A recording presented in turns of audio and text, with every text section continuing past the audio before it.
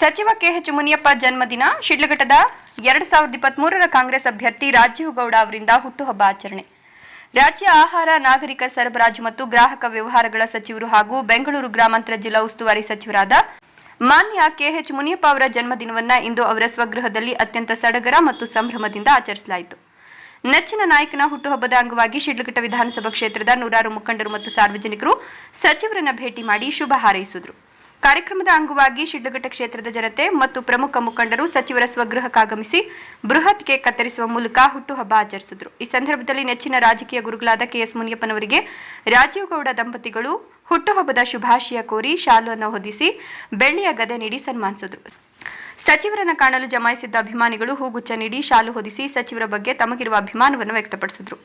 ಸಚಿವರು ಸಹ ಸಾರ್ವಜನಿಕರ ಪ್ರೀತಿಯನ್ನು ಆತ್ಮೀಯವಾಗಿ ಸ್ವೀಕರಿಸಿ ಎಲ್ಲರೊಂದಿಗೂ ಬೆರೆತು ಸಂತಸ ಹಂಚಿಕೊಂಡರು. ಇದೇ ಸಂದರ್ಭದಲ್ಲಿ ಮಾತನಾಡಿದ ಶಿಡ್ಲಘಟ್ಟ 2023ರ ಕಾಂಗ್ರೆಸ್ ಅಭ್ಯರ್ಥಿ ರಾಜೀವ್ ಗೌಡ, ಕೆಎಚ್ ಮುನಿಯಪ್ಪನವರು ನಮ್ಮ ಭಾಗದ ಅಭಿವೃದ್ಧಿಯ ಧ್ರುವತಾರೆ. ಅವರ ಮಾರ್ಗದರ್ಶನ ಮತ್ತು ನಾಯಕತ್ವದಲ್ಲಿ ಕ್ಷೇತ್ರವು ಸಮಗ್ರ ಅಭಿವೃದ್ಧಿಯತ್ತ ಸಾಗ್ತಿದೆ. ಭಗವಂತನು ಅವರಿಗೆ ಸುದೀರ್ಘ ಆಯುಷ್ಯ ಮತ್ತು ಆರೋಗ್ಯವನ್ನು ನೀಡಲಿ, ಅವರ ಸಮಾಜಮುಖಿ ಕನಸುಗಳೆಲ್ಲವೂ ಈಡೇರಲಿ ಅಂತ ಆಶಿಸಿದರು. ಅಲ್ಲದೆ ಕೆಎಚ್ ಮುನಿಯಪ್ಪನವರ ಆಶೀರ್ವಾದ ಸದಾ ಕ್ಷೇತ್ರದ ಜನತೆಯ ಮೇಲಿರಲಿ ಅಂತ ಈ ಸಂದರ್ಭದಲ್ಲಿ ಪ್ರಾರ್ಥಿಸಲಾಯಿತು. ಜನ್ಮದಿನದ ಆಚರಣೆಯಲ್ಲಿ ಶಿಡ್ಲಘಟ್ಟ ಕ್ಷೇತ್ರದ ಪ್ರಮುಖ ರಾಜಕೀಯ ಮುಖಂಡರು, ಸ್ಥಳೀಯ ಸಂಸ್ಥೆಗಳ ಪ್ರತಿನಿಧಿಗಳು ಹಾಗೂ ಸಚಿವರ ಅಪಾರ ಅಭಿಮಾನಿ ಬಳಗ ಉಪಸ್ಥಿತರಿದ್ದು ತಮ್ಮ ನಾಯಕನಿಗೆ ಶುಭ ಕೋರುವ ಮೂಲಕ ಕಾರ್ಯಕ್ರಮವನ್ನು ಯಶಸ್ವಿಗೊಳಿಸಿದರು.